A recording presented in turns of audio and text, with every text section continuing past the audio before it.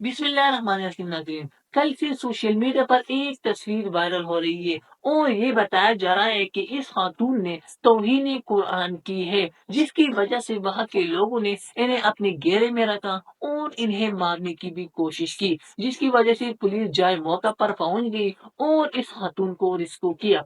अब मामला कुछ यूं था कि लाहौर के मचरा बाजार में एक खातून ने अजीब सी लिबास पहने और इस लिबास पर कुछ अल्फाज लिखे थे, वो था हलवा जैसे अल्फाज। यानी हलवा की मानी है हसीन, प्यारी, प्रीति। तो वहाँ के जो लोग थे इन्होंने शायद ये समझा कि ये जो अल्फाज है ये कुरानी अल्फाज है, ये अराबिक अल्फाज है और ये कुरान की तौहीन है, जिसकी वजह से वहाँ के लोग इकट्ठे हुए और इस खातून को मारने आई। इस खातून को मारने आई तो पुलिस को पता चला, तो वहाँ के जो एसपी है गुल शिरवानो, गुल शेरवानो ने अपनी बहादुरी दिखाई और इन हुजूम से इस लड़की की जान को बचाई। अब यहाँ पे कुछ गलतियां लोगों की भी है और कुछ गलतियां इस खातून की भी है। लोगों की गलती ये है कि आप लोग बगैर किसी इन्वेस्टिगेशन के, बगैर किसी इंफॉर्मेशन के आप इस पे तौहीनी कुरान का इल्जाम लगाने या तौहीनी मजहब या तौहीनी रिसालत का, ये बहुत बड़ा मामला है। क्योंकि इससे पहले हमारे पास कई केसेस हो चुके हैं। हमने देख लिया कि जब कराची का एक सिक्योरिटी गार्ड अपने मालिक को इसलिए मारता है कि इन्होंने सुन्नत की नमाज से रोगरदानी की। इसके अलावा हमारे पास सेम पीटीआई की जलसे में एक मौलवी जब तकरीर कराए तो इनका जुबान फिसल गया। जुबान फिसलने की वजह से लोगों ने इन पर तौहीन मजहब का फीका लगाकर इनको वहां पे लातों मुक्कों से इनको मारा गया।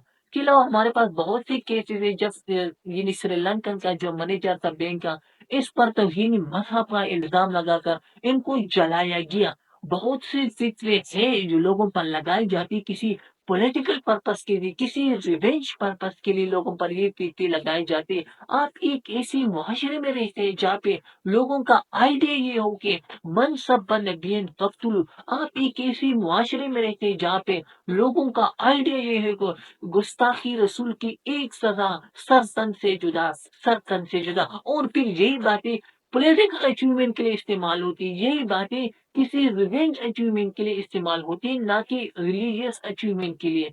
तो आप इसी मुआशरे में रहते हैं जहाँ पे लोगों का जो मेच्योरिटी लेवल है वो जीरो है, वो जानते नहीं, में वो विदाउट एनी इंफॉर्मेशन आप पे पिक पा गया। वो नहीं जानते थे कि पहले पूछ ले कि आपकी लिबास पे लिखा क्या है। सारे के सारे लोग आपको मारने के आए थे, लेकिन सारे लोग शायद कुछ भी नहीं जानते थे कि आपके लिबास पे लिखा क्या है। बस वो सिर्फ आपको मारने, क्योंकि उनको आर्डर था कि भाई इन्होंने कुरान की तौहीन की है, मजहब की तौहीन की है, लेकिन वो लोग नहीं जानते थे क्योंकि इनका मेच्योरिटी लेवल नहीं था।